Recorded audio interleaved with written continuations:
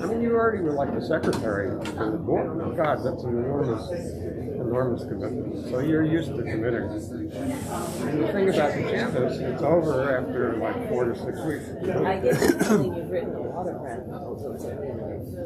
Not enough. You're mostly about funding, yeah? I have really low success rate. I was not as interested in academics. But anyway, well, we're grateful for you here. The whole year. Yeah. How do you say it before you should use I think? I am grateful. Yeah, very good. Sometimes better. Generally smart.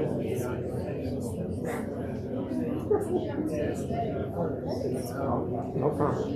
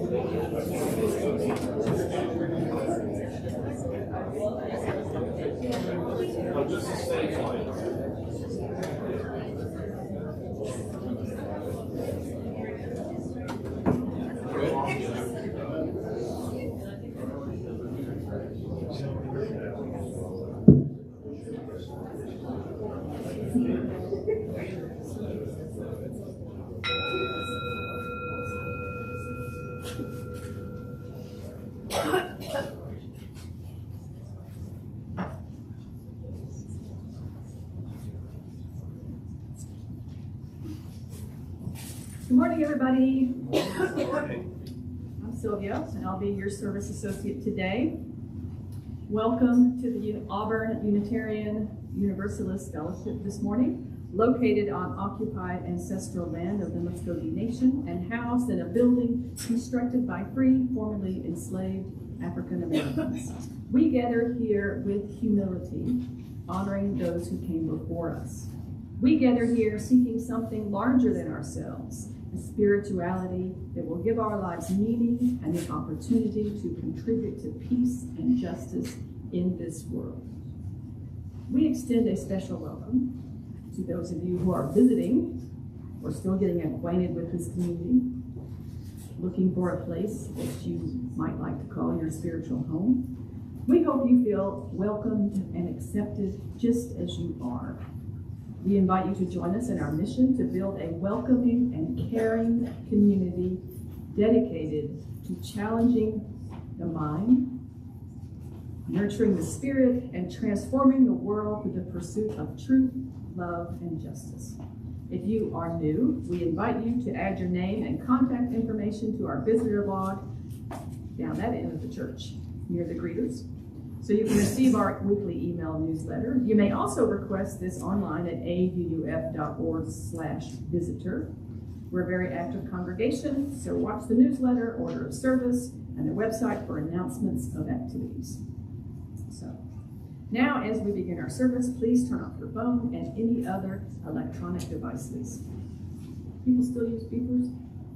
I don't think they do. But if you have one, turn it out. Okay. Our opening words this morning are adapted from the Sanskrit poet Kalidasa. Look to this day, for this life, the very life of life. In its brief course lie all the verities and the realities of your existence, the bliss of growth, the glory of action, and the splendor of beauty. For yesterday is but a memory, and tomorrow is only a vision. But today, well lived, makes every yesterday a memory of engagement, and every tomorrow a vision of hope. Look well, therefore, to this day. Please ring the bell.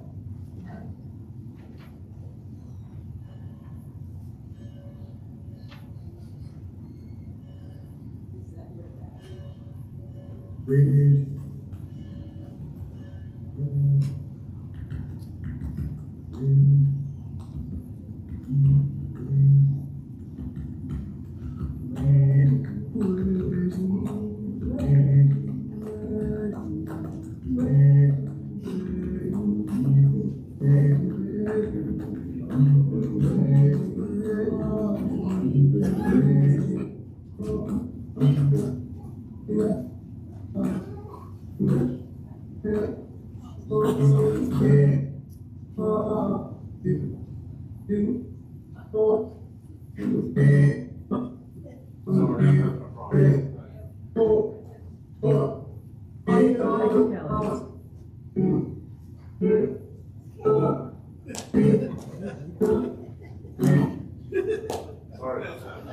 I'm sorry.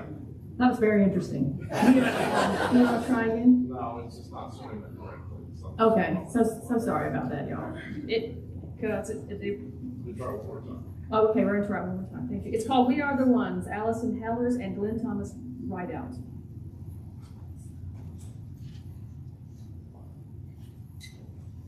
Yeah, airplane's not. Yeah, sorry. Our apologies. So we will now move into the chalice lighting. We light our chalice this morning with these words by Julie Conradi. We light this chalice remembering the freedoms long established in our nation: freedom of speech, freedom of the press, freedom from establishment of religion. We light this chalice honoring those who exemplify protecting these freedoms: librarians, booksellers, teachers, authors, journalists, Unitarian Universalists. That wasn't there. We light this chalice so that by its light we may read all the books, books with archaic language, books with offensive material, books which affirm the diversity of the human race, books which normalize our varied sexualities, books which share multi-dimensional perspectives of history. May we bask in the glow of its light this morning as we illuminate, brighten, and radiate because of the books we have read and the books we have yet to read.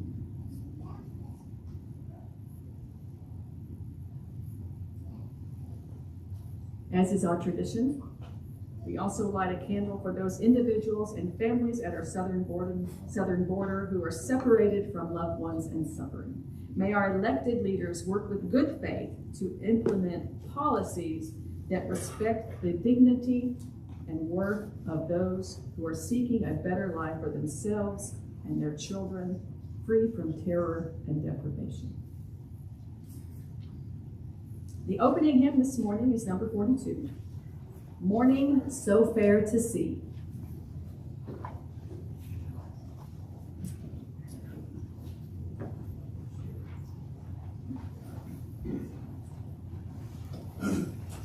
Now, we're bringing this back after a space of over a decade, but it's a kind of a familiar tune anyway, so we won't have the choir sing it first. We'll just start from the beginning.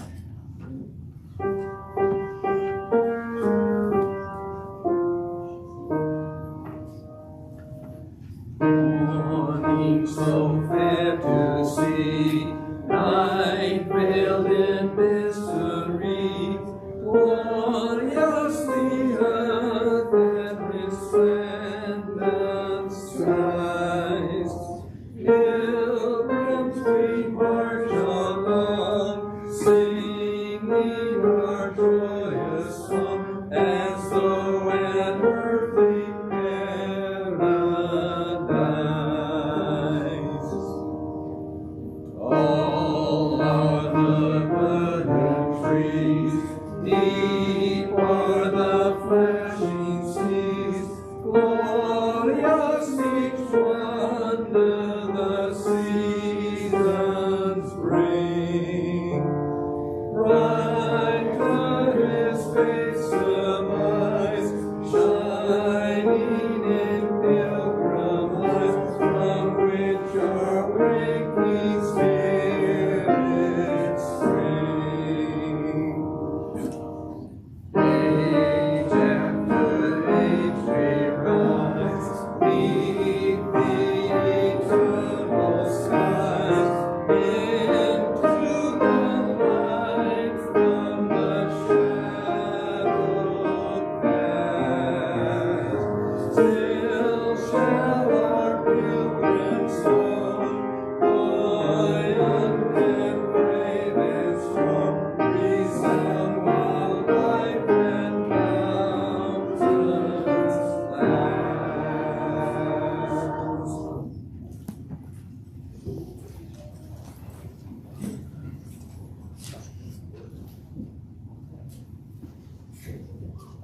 of the ways that we care for our community is by sharing our joys, concerns, and milestones.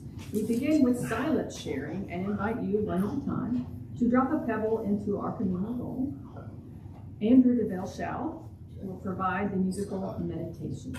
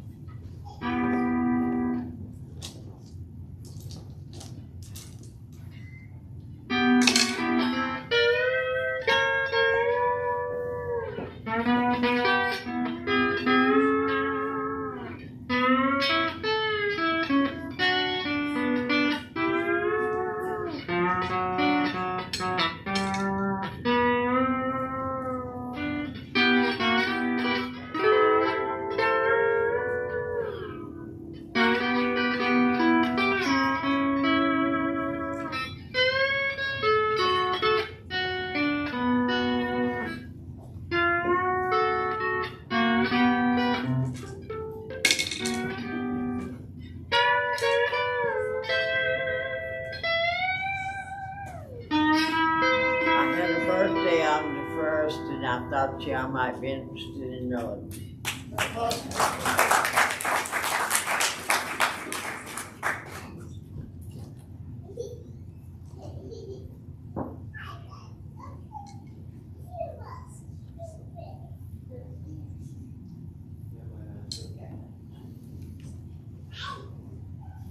If you have a brief joy, concern, or milestone that you'd like to share with the congregation, Grimelda already let us know that the first was her birthday. Please come to the front and share it using a microphone. Please maintain social distancing and come to the microphone after the person in front of you has finished. If you are joining virtually, please share your reflection in the YouTube chat box. We'll get that microphone set up just in a sec.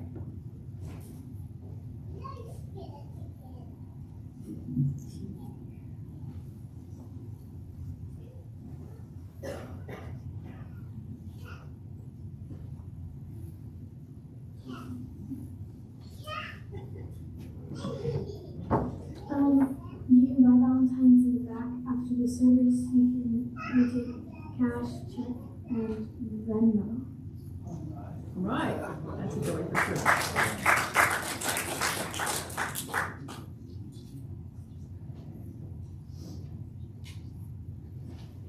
Any other spoken joys?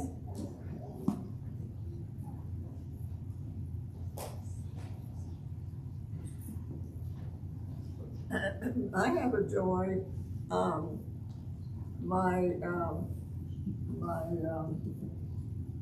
Let's see, what is he? One of my sons, I can't remember which one. It's lying down. We have always enjoyed the storytelling festivals. So he's flying down for us to attend it in LaGrange. So I made reservations yesterday at the La Quinta, 2 rooms, 2 nights. And I've tried to encourage everyone to go to the storytelling festivals. And Donald Davis is the dean of storytelling. And even if I hear the same story twice, I enjoy it. And he's really old, and he might not be able to be, they call it a teller. He might not be able to be a teller very much longer. So I really want to encourage you, even if you just go and come back, and not stay overnight the way Craig and I are doing. So anyway, that's really a big joy in my life because our whole family has enjoyed the storytelling festival. So I wish you all would take the hint and go. You won't regret it. You won't regret it. Okay.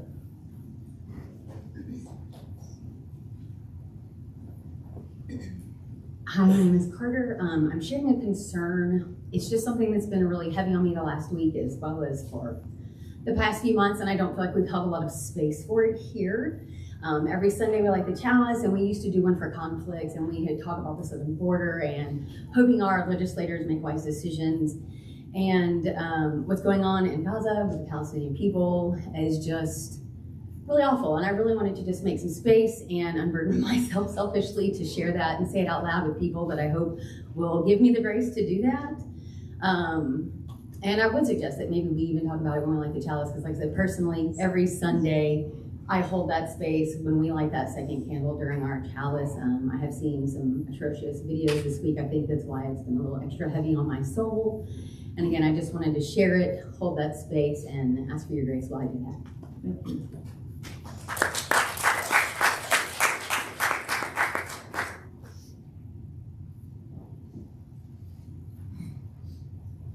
May all the joys, concerns, and milestones this morning, both silent and spoken, be uplifted by this community and our common humanity.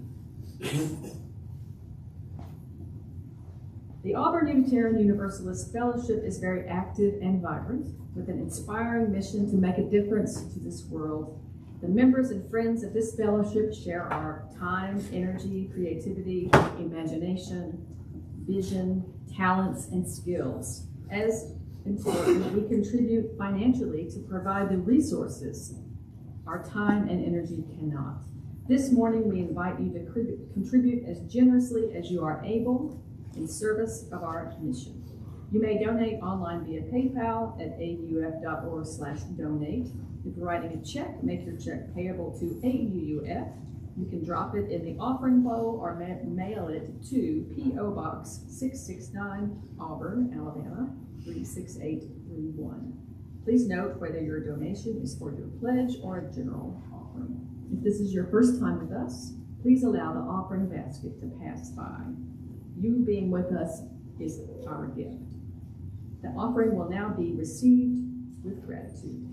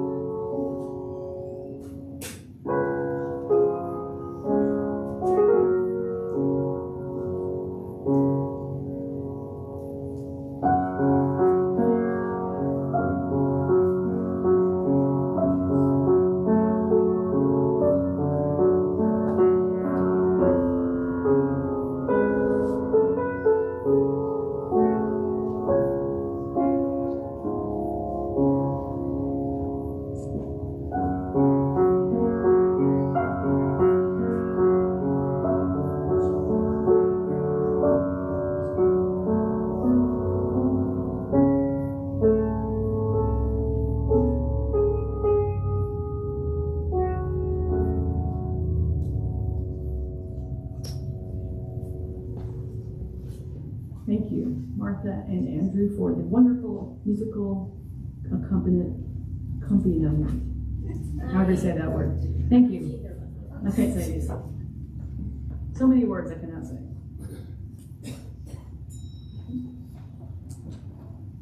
Now we will have the program, The Paradox of Humility with Gary.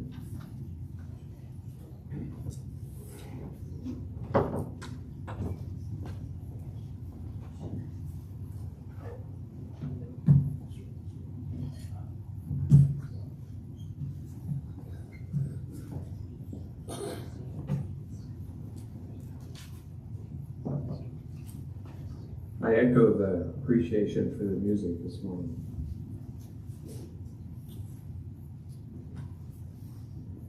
I'd like to start with a story about a gentleman named Dick Bass, who, as an individual, traveled far and wide and had many adventures, including he was the first person to climb the highest peak on each of the 7 continents, as well as being the oldest person by 5 years to climb Mount Everest when he was 55. So this is a story that he told about being on a plane ride, no doubt sitting in first class, where he sat next to a nice man who listened to him go on about the treacherous peaks of Everest and McKinley, the time he almost died in the Himalayas, and his upcoming plan to reclimb Everest. Just before the plane landed, Bass turned to the man sitting next to him and said, "After all this, I don't think I've introduced myself. My name is Dick Bass." The man shook his hand and responded, "Hi, I'm Neil Armstrong."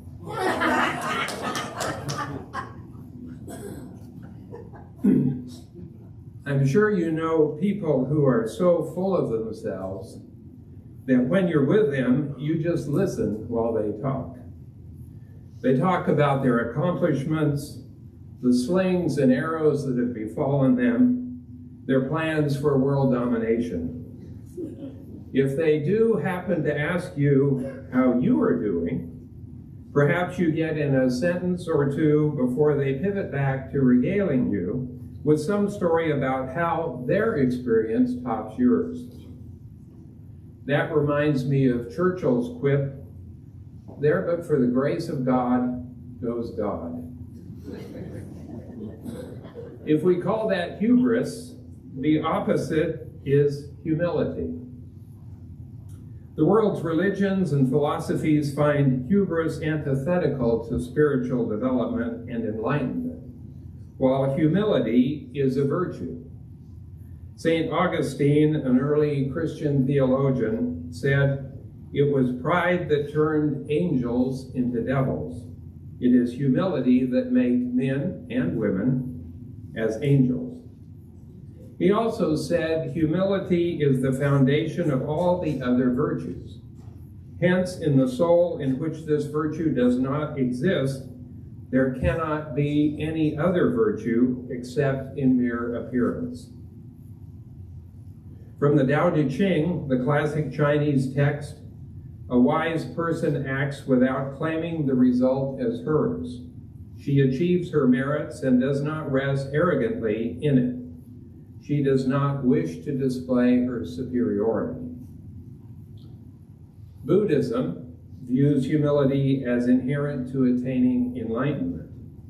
Minimizing one's ego is central to reaching a state of non-attachment.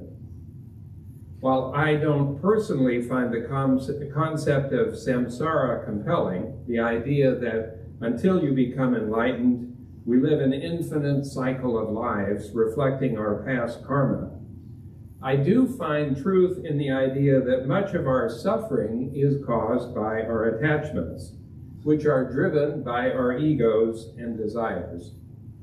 The Buddhist Eightfold Path to Enlightenment is a set of principles for living. Embedded in them is the cultivation of humility. And our own Unitarian Universalist principles embrace humility, from affirming the inherent worthiness and dignity of each person to the interconnected web of all existence. For me, humility is a core spiritual value, probably my core spiritual value. Yet in practicing humility and its manifestations in daily life, I struggle with a paradox. Can one's humility become so self-effacing that you cease to have an impact? How do humility and confidence coexist? How about humility and leadership? Is there no justification or space for personal pride? Steve Jobs is not remembered for his humility, rather his vision, creativity, strong will, and forceful and acerbic manner. An interesting question, would Apple be the judge or not? It is, had Steve Jobs' ego not driven the company to fulfill the vision that he envisioned. You may remember the Apple TV commercial from the late 1990s. The soundtrack goes, "Here's to the crazy ones, the misfits, the rebels, the troublemakers, the round pegs in the square holes, the ones who see things differently. They're not fond of rules, and they have no reason for the status quo, respect for the status quo. You can quote them, disagree with them, glorify or vilify them. About the only thing you can't do is ignore them, because they change things. They push the human race forward. And while some may see them as the crazy ones, we see genius, because the people who are crazy enough to think they can change the world are the ones who do."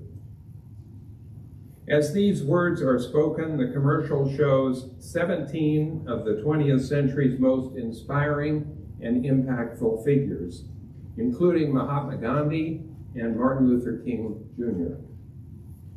Each of these two leaders, Gandhi and King, had a profound impact on their respective societies. Each carried the torch for a vision.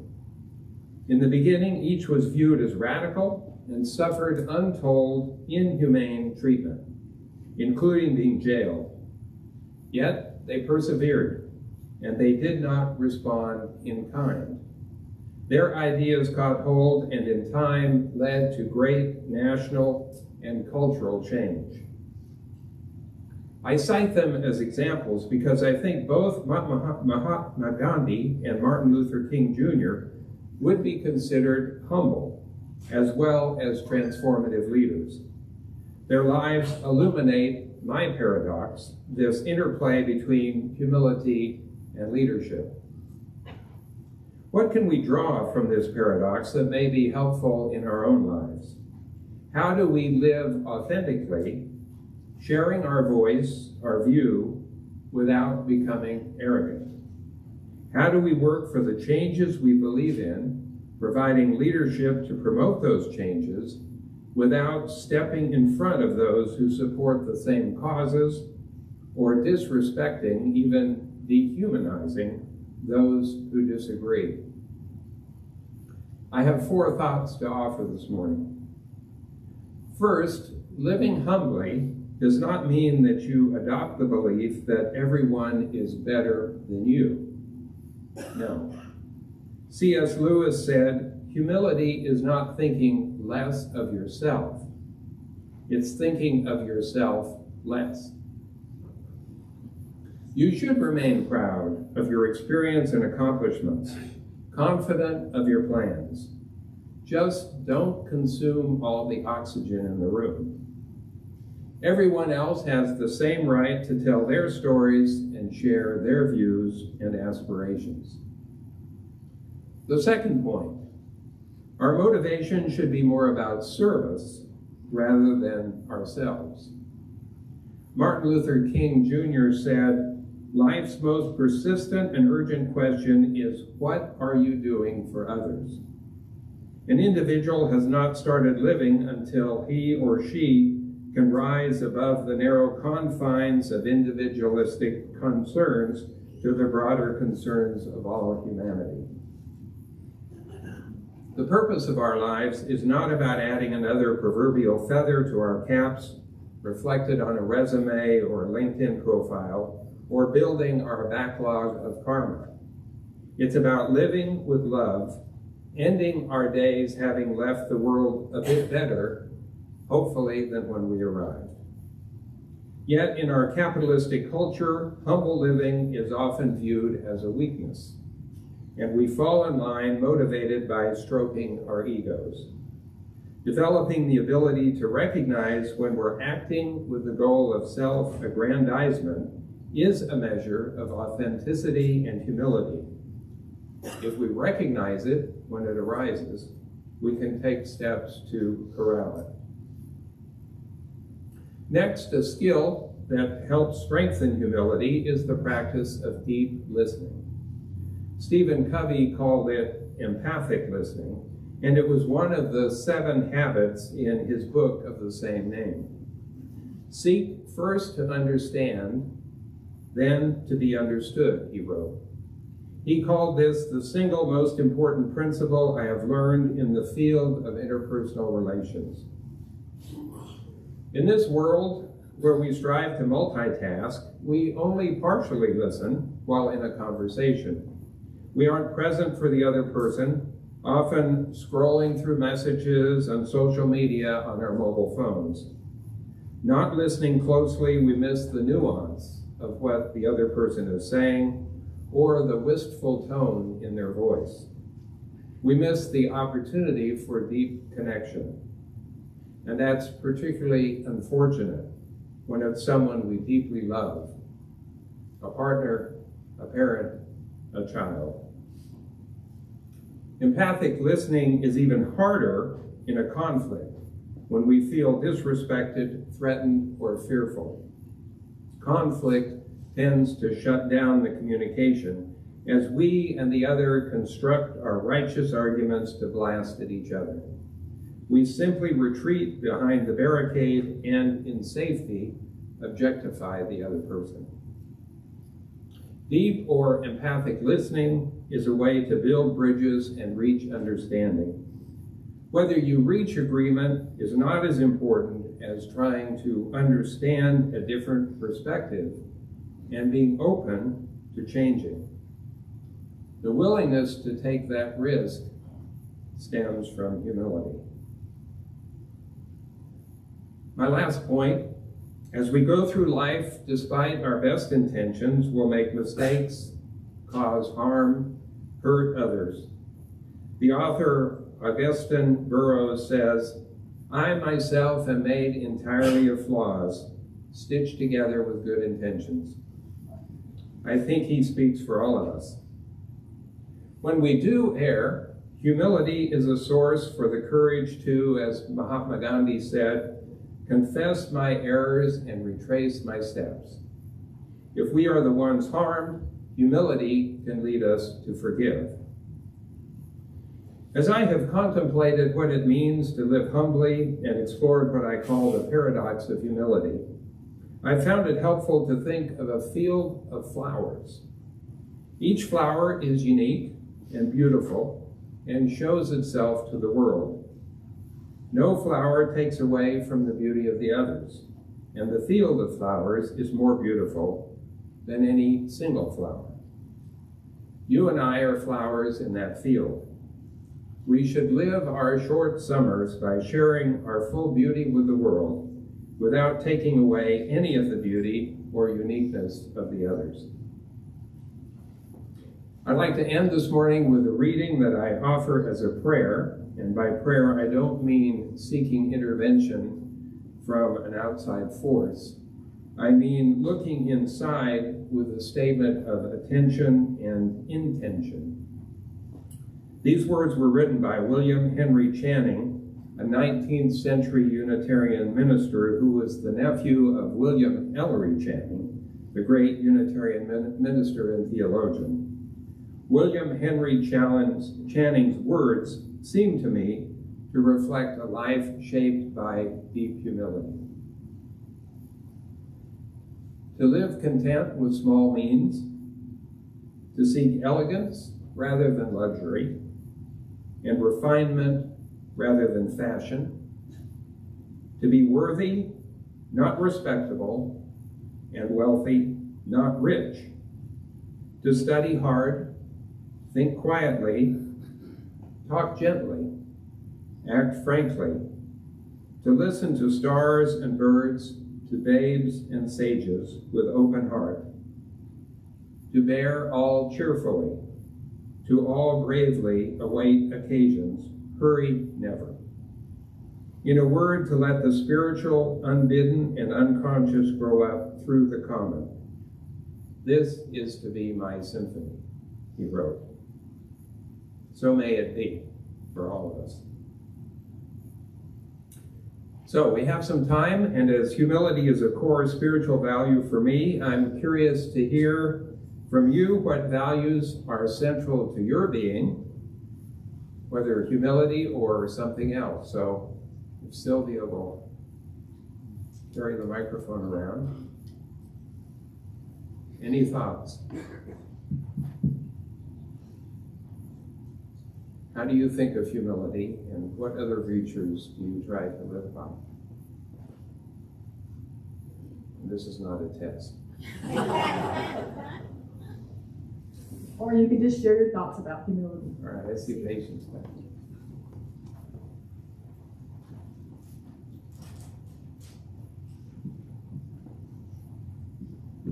Gary, this was really important information for me. Like, it came at an important time, and I really appreciate it because I'm going to need to retrace some steps this week, and also in my mentoring practice that I'm doing with in education. Like, I need this information to help my mentee. So I really appreciate your words today.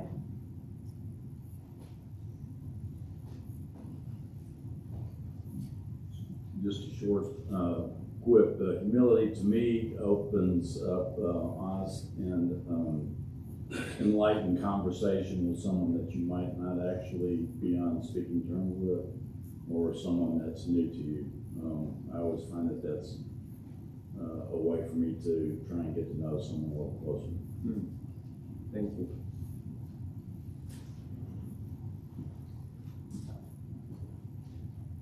Any other thoughts? I think for me, a practice in humility is being open to other perspective. And so I think that ties into our principle about the responsible search for truth. Like, you may even be dead set in something you believe, but making space to hear other perspective or other information and be able to take in that information and digest it and then decide what to do with it. And I think that goes with the empathic listening as well. But I know that's something where I have to zone in sometimes. Thank you for sharing. Martha. I'm coming.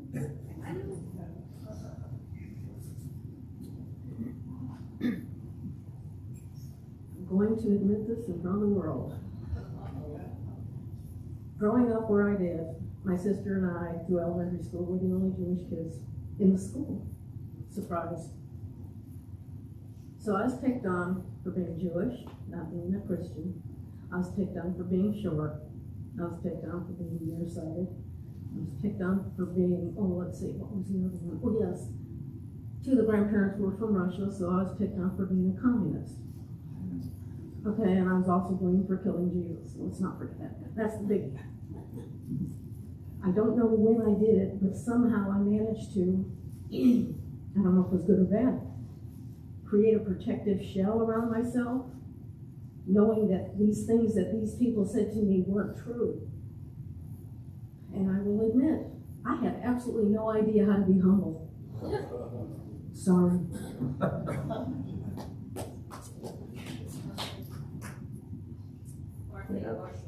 We have to protect ourselves. Oh, really? I didn't know this. All right, looking for Well, one more. one more. Okay. I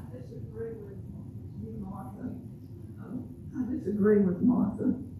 I think you're one of the most humble people I've ever met.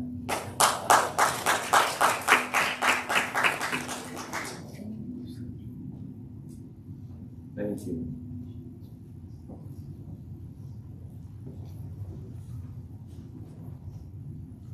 So, we're ready for our closing hymn, which is number 131 in the gray hymn book, Love Will Guide Us.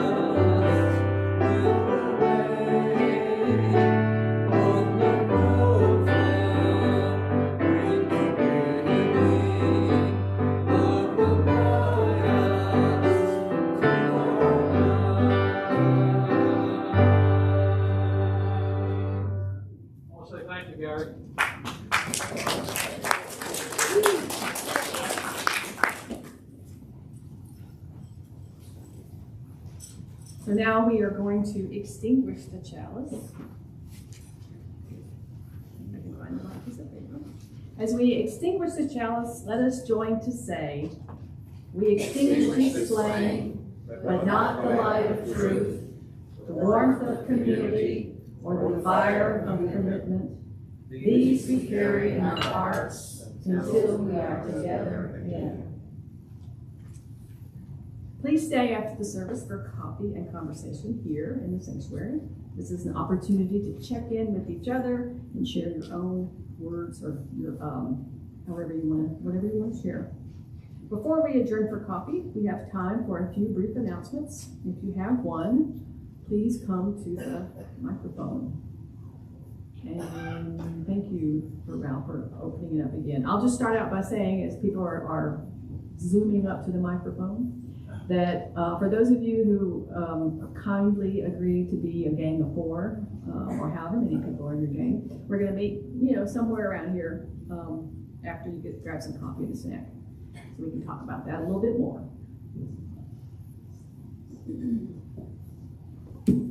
I just kind of want to reiterate Lachlan's announcement about the Valentines. They are $2 each. They will be handed out next Sunday. This is a long-standing tradition in the fellowship. These were made by kids and adults alike. And the proceeds go back into the RE program, where the classes choose what social action group they want to donate the proceeds to. So just a reminder to, get your Valentines for a good cause. They'll also be for sale next week at the beginning of the service. Hi, I'm Patience. I just wanted to let you all know that I visited with Camilla Herschel yesterday, and I'm going to pick up some cards for her and let her fill some out, and I'll bring them next week. And she would be overjoyed if you would make some for her, and I'll collect them and take them to her. Thank you.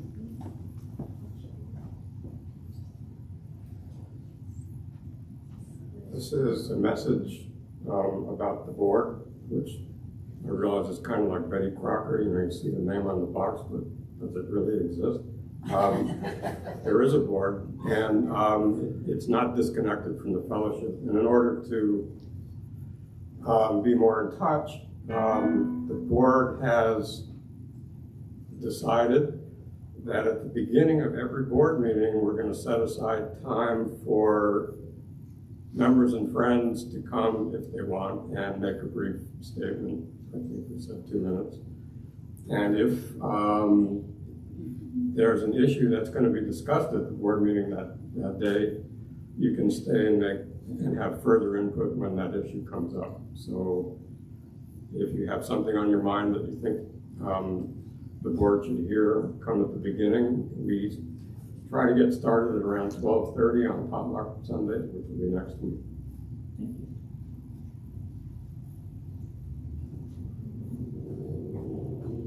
Hi, Connor, Social Action. I made an announcement about this last week. Here I am again. I'll just keep beating this drum until the 25th, I guess.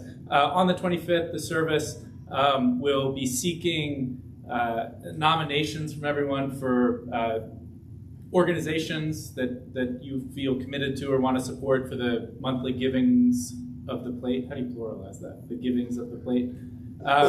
So on the 25th, we'll have a soapbox, either figurative or, I don't know, maybe literal, and you can come and tell us about an organization that you care about to potentially be a recipient for the giving of the plate. The 25th, February, here. Thanks.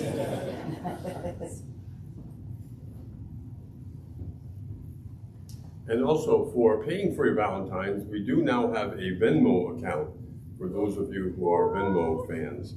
So it's Auburn UU-Fellowship. You can also find us with the phone number and I think the email address that's on the account also, which is, I think, auburnUUF@gmail.com.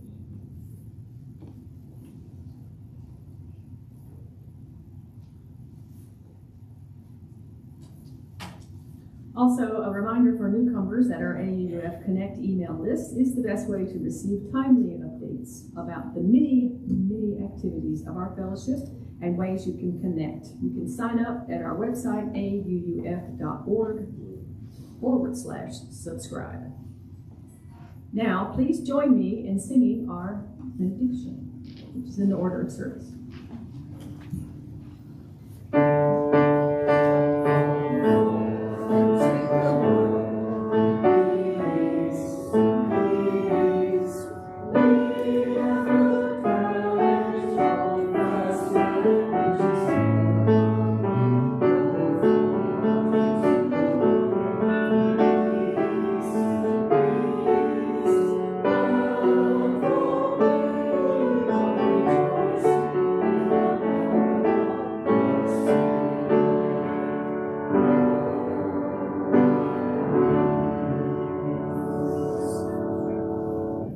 Closing words today are from the Dalai Lama: to be kind, honest, and have positive thoughts, to forgive those who harm us and treat everyone as a friend, to help those who are suffering, and never to consider ourselves superior to anyone else.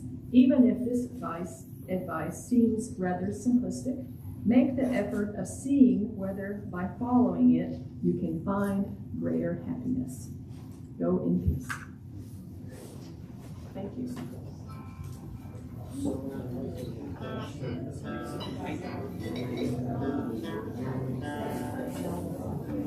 Yeah.